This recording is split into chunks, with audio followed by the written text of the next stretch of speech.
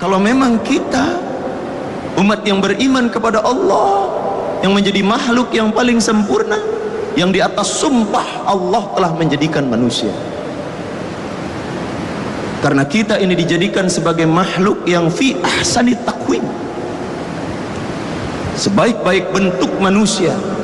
Maka wajar kalau Rasulullah Muhammad SAW diperintahkan oleh Allah, katakan, utarakan, ucapkan kalau memang kita mencintai Allah Subhanahu wa ta'ala.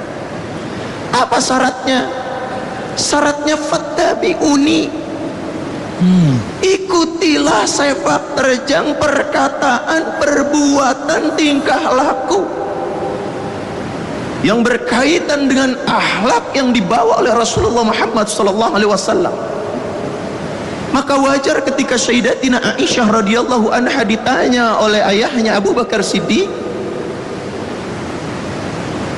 bagaimana yang engkau ketahui tentang akhlak suamimu ya Aisyah? Kana khuluqul Quran, suamiku itu, kekasihku itu, Rasulullah Muhammad SAW itu akhlaknya seperti firman Allah berjalan. Beda dengan kita. Kita jalan-jalan baru bawa Al-Quran, kemana-mana kita bawa Al-Quran, dibaca jarang ya. Padahal barang siapa yang mengikuti sepak terjang perkataan tingkah laku Rasul, kalau dikatakan semuanya rasanya susah sekali mempraktekannya. Rasul memiliki 4 sifat yang umum saja: siddiq, amanat, tabligh, fatana. Berapa banyak orang siddiq di dunia ini? Apapun pakaiannya, apapun jubahnya, apapun jabatannya, kalau dia mengaku beriman, ingin dicintai oleh Allah Subhanahu wa ta'ala, fattabi'uni, ikutin sifat Rasul yang umum, siddiq, jujur. Coba bayangkan dalam sehari kita takdirkan diri kita untuk bisa menyatakan jujur, untuk bisa melangkah kepada jalan yang jujur, untuk bisa berpikir. Tapi kadang-kadang kita tidak sanggup untuk berpikir jujur dalam sehari. Ada saja hembusan-hembusan, bisikan-bisikan iblis laknatullah yang nyata di dalam Al-Quran. Memang dekat membisikkan hati, bukan membisikkan telinga kita. Wajar makanya ada yang beriman itu terguling, terhempas oleh kenikmatan dunia. Padahal nyata isi kandungan Al-Quran dia hafal, namun prakteknya berbalik. Rasul katakan, masukkan firman Allah ke dalam hatimu dan jadikan dia imam. Jangan banyak menghafal ayat-ayat Allah, tapi menguasai Al-Quran.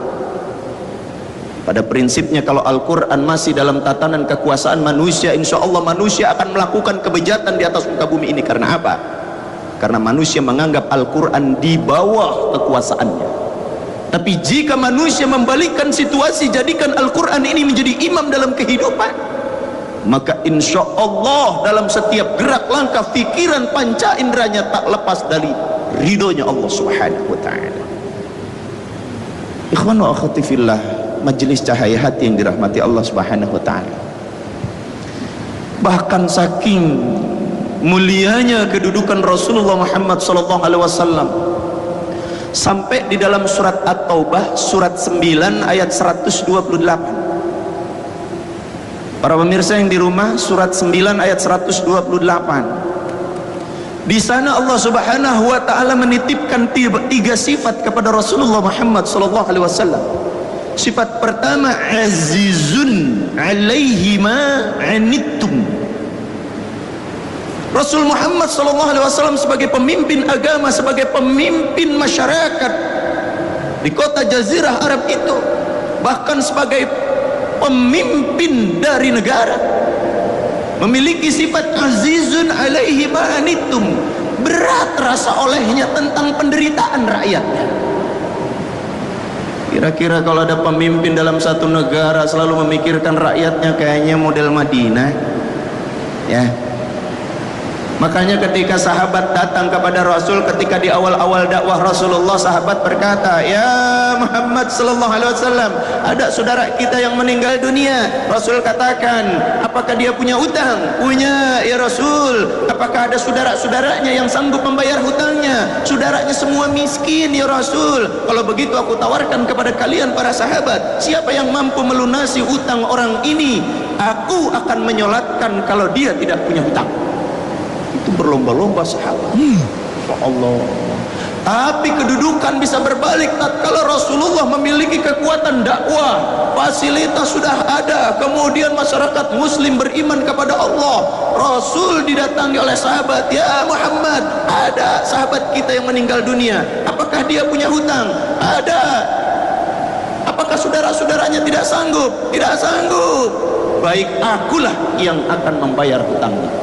Sahabat-sahabat semua protes. "Ya Muhammad, dulu engkau menawarkan kepada kami cinta untuk berlomba-lomba melakukan bala bantuan kepada sesama saudara muslim. Kenapa sekarang kedudukanmu sudah luar biasa, mendapat kekuatan, engkau sendiri yang membayar hutang?" Apa kata Rasulullah Muhammad SAW? "Katakan kepada umat akhir zaman, siapapun yang menjadi pemimpin tatkala dia memiliki kekuasaan, jangan sampai ada rakyatnya menderita." Allahu Akbar, Allahu Akbar. Demikian sifat Rasulullah Muhammad SAW. Azizun alaihi ma'anitum, berat rasa olehnya sebagai figur pemimpin ummah, pemimpin negara, melihat rakyatnya menderita. Kita masih punya satu kekuatan doa, bahwa semua doa insya Allah diijabah oleh Allah dengan hati yang ikhlas. Insya Allah kita minta kepada Allah agar Allah turunkan pemimpin pada bangsa yang kita cintai ini, pemimpin yang memang benar-benar memiliki sifat azizun alaihi ma'anitum. Ustadz Ansari, kita setiap zikir di antara doa yang selalu dipanjatkan, "Ya Allah, berkahi negeri kami Indonesia tercinta ini, hadirkan segera untuk kami pemimpin yang sangat takut kepadamu." Amin. Dan mengajak kami takut kepadamu. Amin. Pemimpin itu teladan bagi kami rakyat negeri ini. Masya Allah, sempurna doa, tapi terus menerus. Karena di dalam hadis qudsi Allah katakan, "Aku amat mencintai hambaku yang mengulang-ulang doanya." Permasalahannya hambaku malas ngulang-ulang doa. Jangankan berdoa, sekali saja dia masuk masjid 3 bulan gak masuk lagi. Jadi kadang-kadang demikian. Sifat kedua yang ada di dalam surat At-Taubah itu, Rasulullah itu memiliki sifat yang cinta kepada kedamaian, sesuai dengan amanah Allah yang dia emban, yaitu risalah ajaran agama Islam, bahwa Islam itu adalah ajaran keselamatan. Ketika hadirnya umat Islam di kalangan masyarakat banyak, maka sudah dapat dipastikan masyarakat banyak akan selamat dengan kehadiran Islam. Lalu pertanyaannya, kenapa sekarang umat Islam begitu centang berenang bagai buih di lautan? Satu saja sudah Allah katakan, "Fattabi'uni", ikutin siapa utusanku yang aku telah bersumpah dengan mengutus mereka, dengan mengutus beliau. Jadi syarat mendapat cinta Allah harus mengikuti siapa Kanjeng Nabi besar Muhammad SAW. Kalau kita sudah berusaha semaksimal mungkin mengikuti, nanti kita akan mendapatkan cintanya Allah. Kalau sudah mendapatkan cintanya Allah, itu masalah urusan dunia yang peliknya menurut orang yang tidak menggantungkan hidupnya kepada Allah. Kita yang menggantungkan hidupnya kepada Allah tidak akan merasakan kehidupan sulit pekik dunia ini, nggak pernah. Karena Rasul katakan, "Laisa li ahadin illa wa yafrah wa la yahzan." Tidak ada satupun manusia yang diberikan hak hidup di dunia ini illa wa yafrah wa la yahzan, kecuali diuji berupa senang maupun kesusahan. Walakinal mu'min, buat yang beriman, yaj'alu musibah sabra ghanimah sukra. Buat orang beriman mah sama musibah sabar.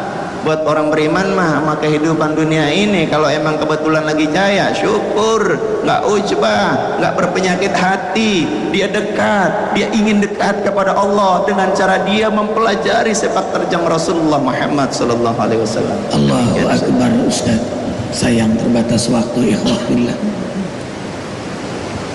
Kita bahagia pada Allah, syukur karena disenangkan hidup bersama sunnah Nabi Muhammad SAW.